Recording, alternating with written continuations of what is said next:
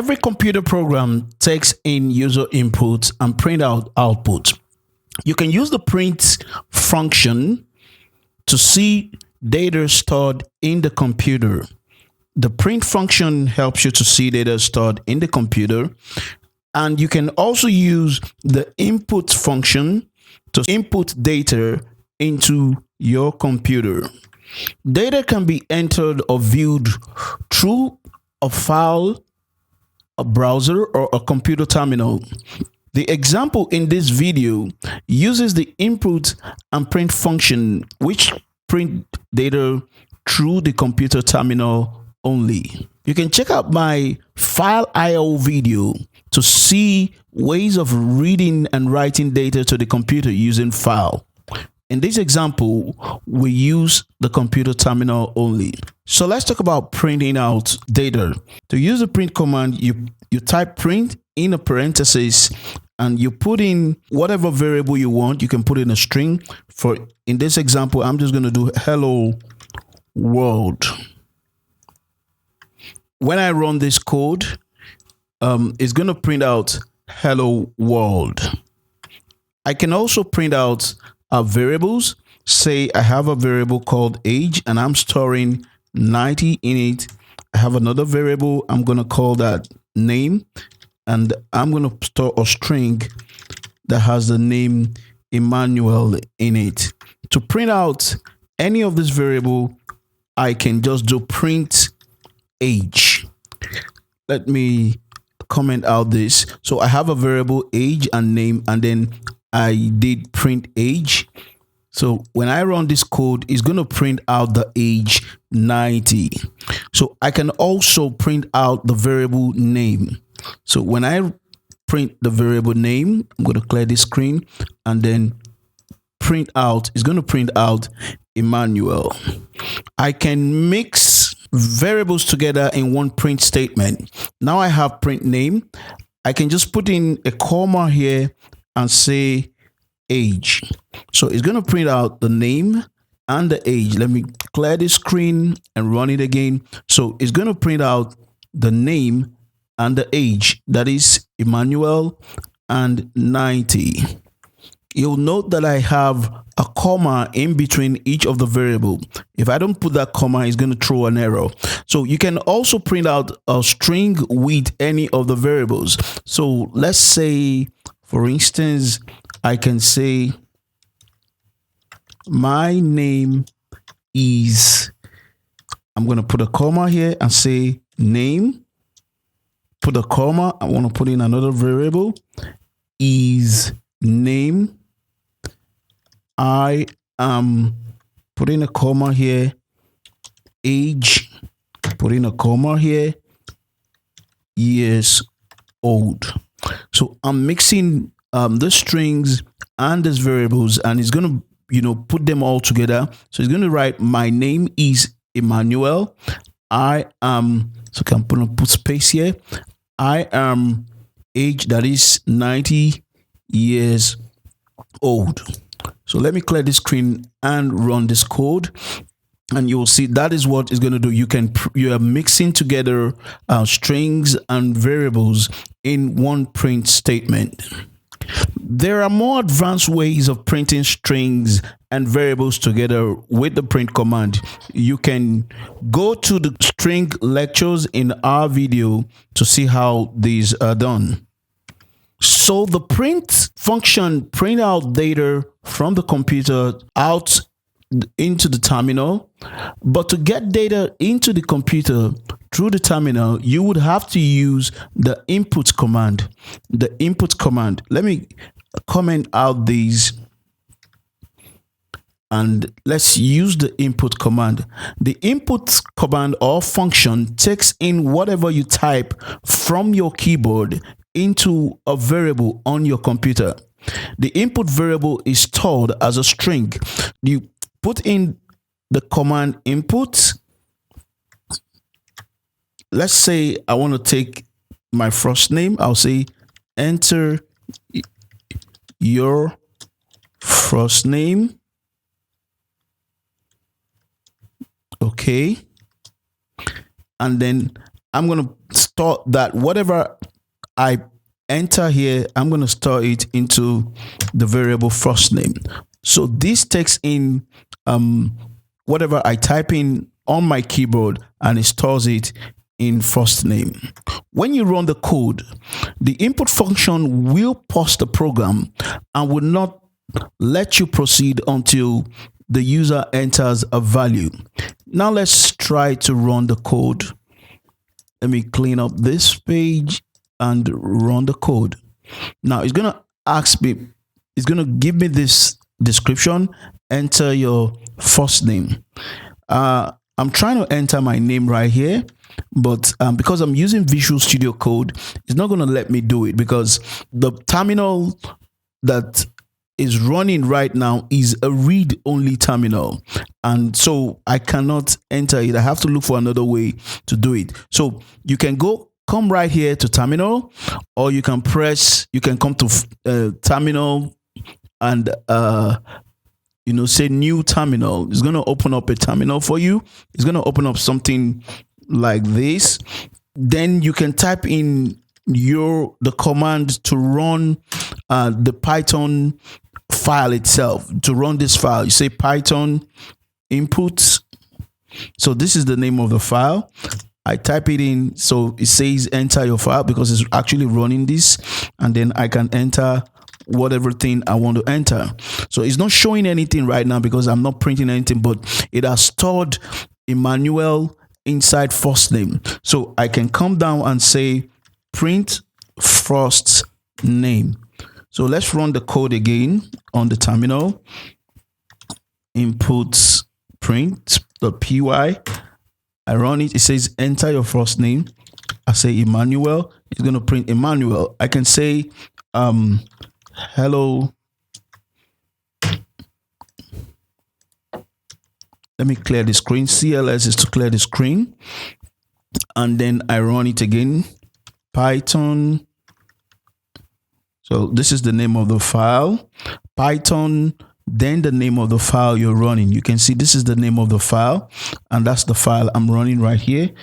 And when I enter, it says enter your first name. I say Emmanuel.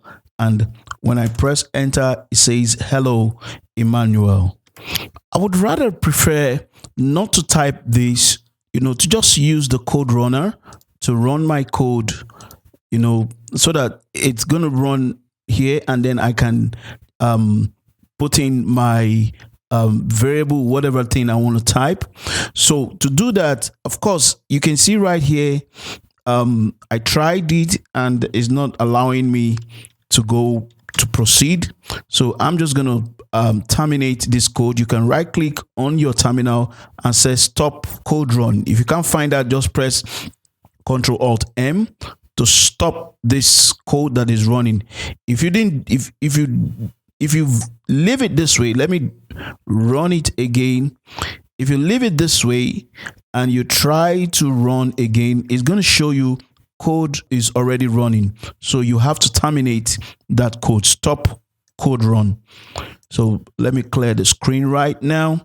So because we're using Code Runner, we have to tell Code Runner that we want to run it in terminal. If you open your Code Runner and you see run code and run Python file in terminal, then that means you're just going to click this run Python file in terminal. So it's going to go and run the file in the terminal, and it will allow you to enter your name, enter any variable using the input command. But you may not find this run Python file in terminal. So the way to do it is that you're gonna have to change some settings in your Code Runner. This button is brought here by an extension called Code Runner. So to set up that extension, you come to File, Preference, Settings, or you press Control comma. It's going to take you there, and then you type Code Runner Terminal. Just type it this way. It's going to bring out this option. This is an option in the Code Runner that you can click, so that anytime you click Code Runner button is going to allow you to run in terminal. It's not going to be running in that output panel that is read only. So I'm going to click this, and that's all I need to do. So the next time I run this code right now, I say run code, is actually going to come straight to the terminal. This says the default place you should run your code is on the terminal. So now I can type whatever thing I want to type, and it's going to answer me. It's going to work because it's now a read and write terminal. So let's do another example using input. So this time, let me comment out this. I'm going to have some two numbers. So I'm going to call the first number num1. So I'm going to store the number 50 in it. And then the second number, I want the second number to come through the user input. So I'm going to say num2 will come from the input. And I'll just put the description, enter num2.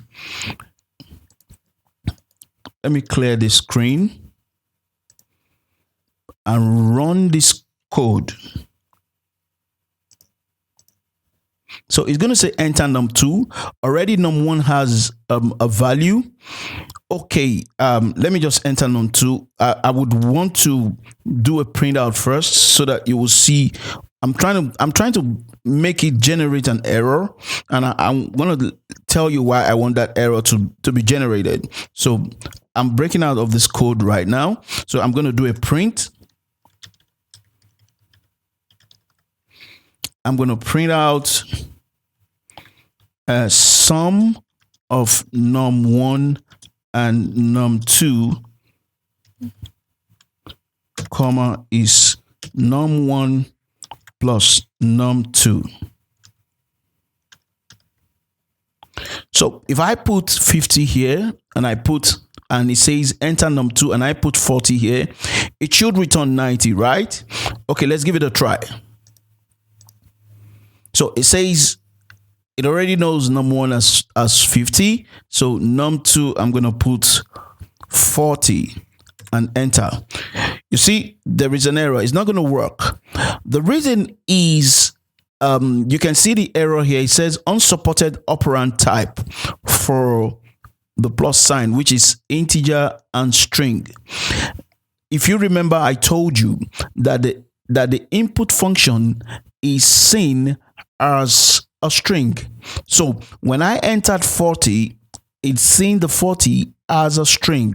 So, and that's why it's saying that it cannot add 50 plus a string. This num2 is a string. So usually at this point, what I need to do is to change whatever value is coming from input to an integer. Let me clear this screen. So to do that, you just come in here. You can do it two ways. It's an integer, it's a string here. So you can come here and use the int, put it in a comma. You are casting this value, which is a string, to an integer. So it's going to see whatever you enter here as an integer. You can do it this way and it's going to work. So let's just try it this way first. So I'll enter the number 40. Okay, let me do it again. I'm saying number 40. So you see, it said sum of num1 and num2 is 90. You see that? Because now it is casting the string to integer. Well, and another way is just to put it right here, to put the int here. So whatever is coming right in here will be an integer. So I can so this is an integer. It's no longer a string with, casting the whole input function to a string. So it comes out as a string. Let me do CLS to clear this screen and run the code again. And it says enter the number. I'm going to enter number 100. So it's going to sum 150. So that will say sum of num1 and num2 is 150.